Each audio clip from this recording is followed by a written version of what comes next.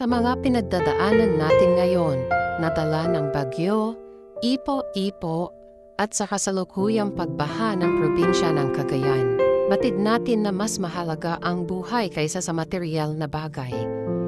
Dahil ang buhay, kapag nawala na, hindi mo na yan maibabalik.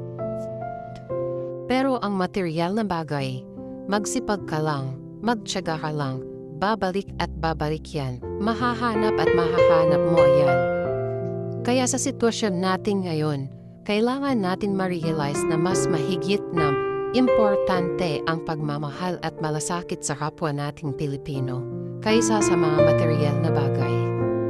Sa panahon ngayon, hindi mo kailangang mainggit kung anong meron ang kapitbahay mo, kapamilya mo o kaibigan. Kung magpapatayo yung kapitbahay mo ng malaking bahay, maging happy ka.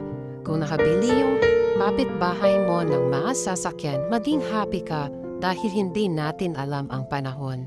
Kapag emergency, sinong unang lalapitan mo kundi ang kapitbahay mo o kapamilya mo?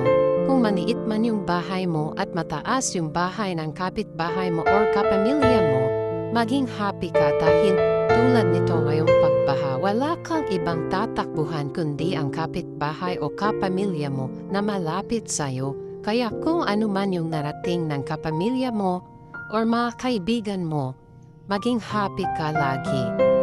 Huwag mainggit kung anong meron siya, and yet, maging inspirasyon mo para marating kung ano yung narating niya sa buhay.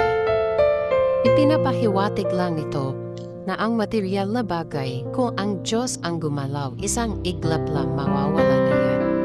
Kaya naman tayo'y magmahalan at magtulungan para bumangon uli at babangon uli ang Cagayan. Sa ngalan ni Hesu Kristo. Amen. Bangon Cagayano, mabuhay Cagayano. Pagsubok lang yan. Cagayano tayo.